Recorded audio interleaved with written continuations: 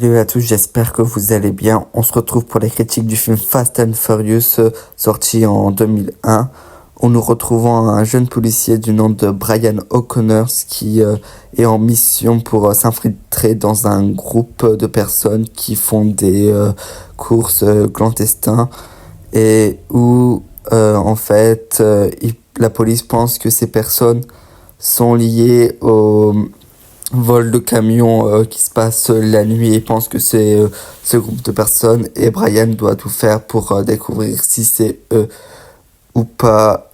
Et du coup il infiltre le groupe, et au fur et à mesure du film il va s'attacher à ce groupe, et au final il va plutôt aider le groupe d'individus que la police. Dans ce groupe, nous retrouvons le chef d'équipe qui s'appelle Dominic Toretto. C'est un peu le leader, celui qui est un peu, pour la police, le plus dangereux de toutes. C'est le meilleur dans les courses de voitures, etc. Il a une réputation, etc. Ensuite, nous avons sa petite amie Letty, qui la suit un petit peu, qui le suit.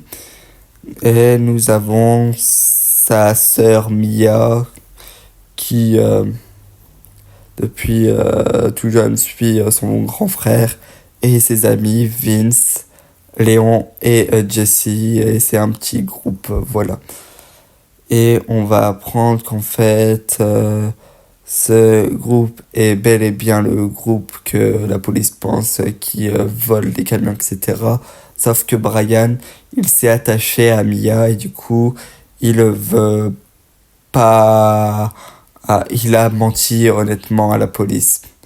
Il dit que non, Dominic Toretto ne peut pas faire ça, etc., etc. Et en plus de ça, il va découvrir qu'en gros il y a un autre groupe dirigé par le méchant du film, Tran, qui avait fait un pacte avec Dominic Toretto, etc. Concernant le fait qu'il ne doit pas se voir, etc. Ils ont fait quelque chose, et Brian va accuser Tran alors qu'il aurait fait c'est pas les propriétaires pour défendre l'autre groupe.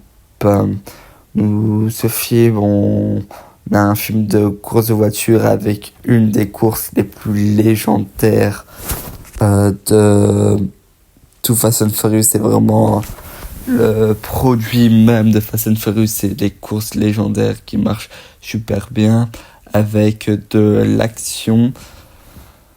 Au final, tout au long du film, nous avons la relation entre Dominic Toretto et Brian qui fonctionne.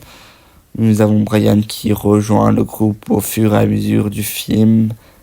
Et même si c'est un flic, Dominic Toretto à la fin va comprendre, va l'accepter, voilà. Ce film a lancé cette saga avec des acteurs comme Paul Walker, qui est malheureusement décédé à l'âge de 40 ans, avec Vin Diesel, avec Michelle Rodriguez. Voilà, c'est vraiment un film culte dans la saga Fast and Furious. C'est là que tout commence. C'est là que la plupart des acteurs vont être connus. Et c'est une saga qui a quand même marqué l'histoire, même si les derniers films, on peut en douter, mais c'est une saga qui a plutôt réussi. Fast and Furious est un bon film. J'aime bien ce film, honnêtement. L'histoire est sympathique. Les voitures sont incroyables. On n'est pas encore dans l'abus total de l'action. Et le truc fort, c'était les courses de voitures. Malheureusement, dans les prochains films, on va moins en moins les voir. Et ça, c'est assez dommage, mais Fast and Furious, c'est un pur kiff.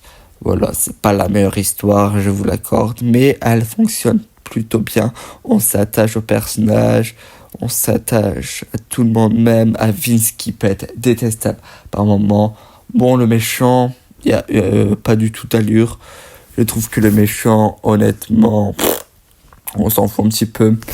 On remarque honnêtement, plus on avance dans les Fast and Furious, plus les méchants vont avoir un impact dans les films. Celui-là, Tran, sans plus, voilà, on voit très peu en plus le méchant. Euh, et franchement, non, c'est bien. Et c'est vrai. Et je veux finir sur la fin où on a Brian et Dom alors qu'ils avaient fait une genre de course de 400 mètres jusqu'au train. Ils ont passé le train mais Dom a eu un accident et que Brian décide d'aider Dom parce que les policiers arrivaient pour s'enfuir. Cette passage-là est vraiment très beau et sinon Fast and Furious, ça reste un classique du saga cinématographique. C'est une saga incroyable et ce premier film est incroyable. Merci d'avoir suivi cette critique.